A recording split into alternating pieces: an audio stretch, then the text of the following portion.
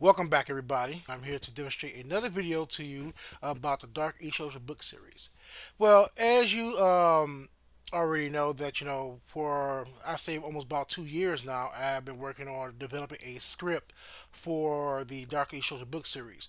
Now, what do I mean by script? What I mean is actual language. So pretty much over the past couple of years since I have to say about October 2002, I have been working on developing an actual phonetic system, an actual alphabetic system as well to come along with the whole book series. And I thought this would be a great idea to add right along with the book series. And since I'm dealing with a high fantasy story, as you already see, I already have a map, that kind of like gives a good idea where the main character or characters are traveling to throughout the realm of Terres Nei. So the only thing that was really missing from the book series is actually having a language that's what type of language that the people would be speaking in the realm. Now I have done a video before with the language system called the Vidridkai language. I will post that video in the comment section below, so you can check that out a little bit later. Now, pretty much as you can see, that nothing really hasn't changed as much as far as me. This is my final. I say this is gonna be my final design or my final attempt to. Well, I actually didn't attempt. I actually did it. This is gonna be my final. I say one of my major final tune-ups to the script itself. I will probably make changes and tweaks along the way, maybe throughout the year or so. But as of right now, I'm just looking to using this as a solidarity within the book series. As you can see, additionally, what I want to do is I want the script to go from right to left and down to up. Excuse me, not down to up, left to right, and from down. How they do it? Like in Eastern cultures, I think it goes from down to up and it starts from right to left. However, I don't know how to do that, so I'm pretty much stuck with the old codex of going left to right, and pretty much I just turned the most of the phonetics on the side, as you can see here. Now I'm gonna go through the video here.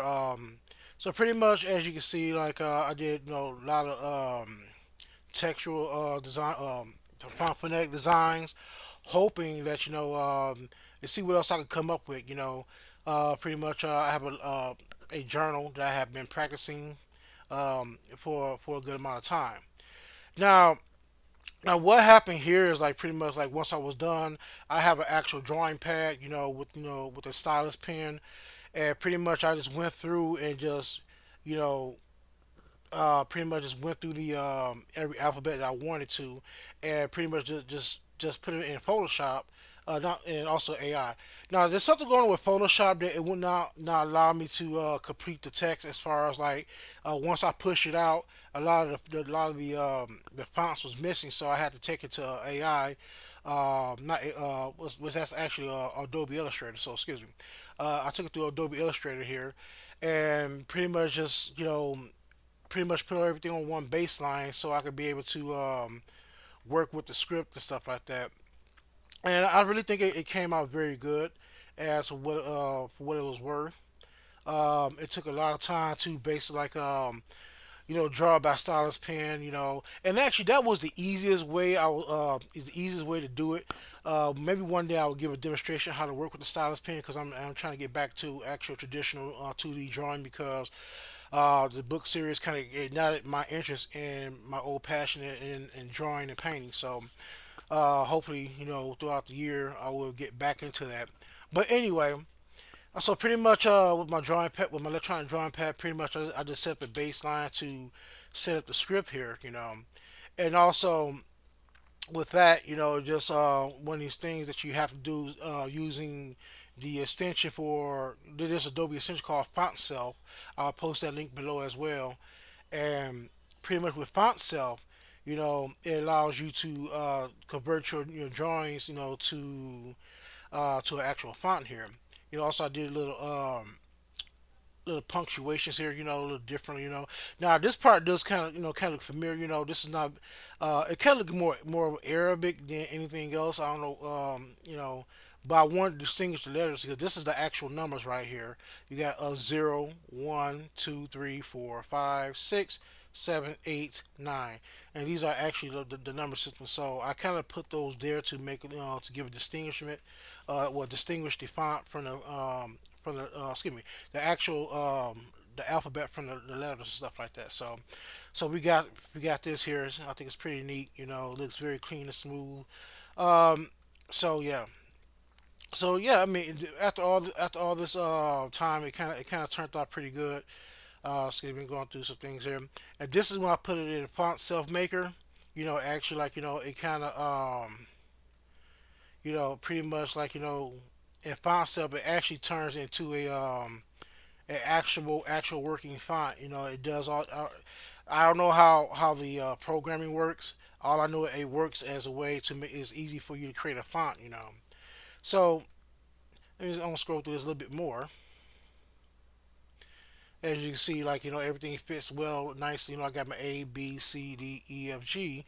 I got my well, let me see if I can move my punctuations because my punctuation's down here. But everything that you do for your font, um, it will appear here. Now, if you are interested in using Font Self Maker, you have to put your fonts on different layers, and you gotta make sure you label that layer, that letter. Like layer A will be you gotta label it so it can be able to read it, and recognize the keystroke for that. So let's move along.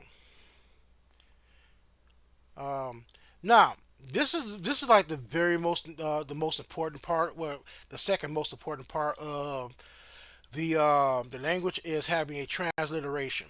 Now, pretty much, when I was thinking about doing a transliteration, because I will work on phonetics and sounds later, and pretty much having something like this, I thought it was also very important. Also for the translation part, doing it through computer and stuff like that. Pretty much like this says like breaking the code, but this is like the second level. This is what's going to help me actually create core words, create sentences and stuff like that.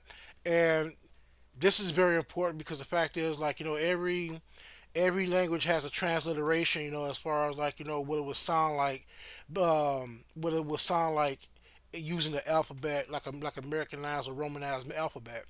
So so what I did here is like pretty much I gave everything a double letter. I did change some letters around because like for example, this is A, this is B, this is C, but it's gonna be pronounced differently. This is a D, E, F, G, and if you keep going down the line, you understand that. So pretty much, this is the transliteration. Now I did everything in like a double letter because I was thinking about DNA. Our DNA is written in like a double helix, so I wanted like a double helix alphabet for the transliteration. So, even though I do have these keystroke, what's called the ellipse, what's this called here? The accent marks here. This is to help separate the words, or the words from the consonants and vowels. And I did that for a reason because the language, itself, the pronunciation, like everything is like it has a cutoff point, and I will be demonstrating that later with the book series, as well as, well, excuse me, not the book series, but within the confines of another video. I will probably use Chat GPT, because I am working with AI right now to help with the core words. I'm not going to use Chat GPT to create core words. I'm just going to take the English alphabet core words and translate it over, and that would be my word for the words for the book series. Now, I will create some other core words that's not related to the that may sound differently.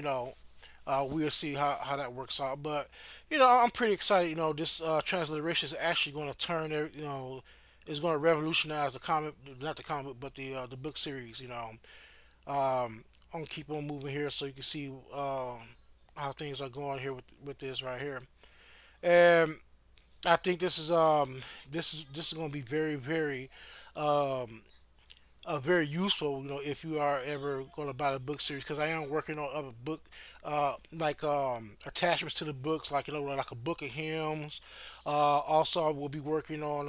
I'm working on the book, the history. Excuse me, I'm working on the history part. Now book 11, which I'm working on right now, called the Tones of Captivated, which is going to be released sometime next year. That's pretty much going to be like the data tones of like the history I'm going into. More about the history and the belief system and stuff like that, which will be very interesting. So, and I will hopefully, God willing, I will be using these texts in within the book series. So let's move on forward. Of course, I have to create letters and stuff like that. I pretty much kept the punctuation the same. I thought that's befitting to have keep that the same. So let's move on. So after I got done with Font Maker and tweaking things up, I kind of pushed it out, and this is what allows me to install the alphabet. The alphabet. This is the new version called Vidridkai 2024. If you take a look at it, it looks like it looks very organic and smooth. Which I was really hoping for. This is I really want, like I said, I really want to go from down to up and from right to left, but again, the only way will be able to do that is if I were to how what's the word? If I were to do it a different way, as far as like taking the Photoshop and have it and do it that way, but for other programs like Word, it won't work. So this is pretty much what the actual Vidridkai font will look like, and this is going to be the actual transliteration as what it looks like. As you can see, like how words will be pronounced, stuff like that. It looks kind of, I know, it looks kind of weird and strange, but that's what I was aiming for. It needs to be unique and different. Again, hopefully when I make another video, I will be working more of the pronunciations and the sounds. And or how to say things, stuff like that. So I will be coming up. I will be coming up with a new video. Now I don't know how long it's going to take, depending on how long I will be able to come up with a sentence or come up with a structure. Um, to come up with a structure, because again, when you create another language, you got to think not only you only got to think about not only about the font. You got to think about the translation. You got to think of the words and the meanings. You got to think about the sentence structure, the grammatic structure, and that's my next step for now. Is now that I got the words here, I got to think of a sentence structure to come up with. So I am looking towards using Spanish and Japanese. Japanese has an interesting. Well, it seems like those two have a similar structure because, like um, it seems like the verb goes before. It's kind of interesting. Excuse me. How that works out, especially with Spanish and Japanese. Which I will be doing a little bit more studying of those languages later. So let's move on. Let's see how this will work out. Excuse me, kind of stuttering here, kind of getting excited. So pretty much, I just took some stuff from my book series, and pretty much but it's not from a book series. I basically took the definition of a high fantasy story, and what I did is this: I kind of translated it over. The black is going to be the original text. This is going to be the transliteration, which you will see, and this is going to be the final form. Also thought about calling it Visual Kong. I'm not quite sure yet. I think I'll just keep it Visual Kai. I'm not quite sure yet. Well, I am sure Vidridkai is better. But anyway, so let's see how this translates over, or how it will look when I use the fonts that I have created. Now, now this is Vidridkai. As you see, it looks actually like a ancient text, which I was kind of looking to have it look like. Pretty much the everything is fluid. I'm pretty proud of that. Um, I mean, there's some things I may fix, like here, it could be a little closer, but I might leave that as that. But I'm kind of proud of that how it turned out. It looks very fluid. Everything lines up well. Um, be honest with you, I don't know if I'm gonna be able to learn my own stuff, the own language that I created. It looks very unique, and I'm very, very excited. Let's move on. I think I passed something up. Did I? Let me see. I think I passed the transliteration font. Hold on a minute. Well, I guess I didn't put it on here, but the transliteration font. You know, let me see. Okay, here we go. So pretty much, this is transliteration font. I probably forgot to do it for the other section, but here, you can see right here, it says, "Hello, how are you?" And this is what it would look like, in the actual font itself. I got to do some tweaking here as far as the lining everything up on a single baseline, which will be not hard at all. And pretty much this is what it looks like in Vidridkai. Hello, how are you in Vidridkai? So this is the transliteration, and this is the actual font itself translated over. So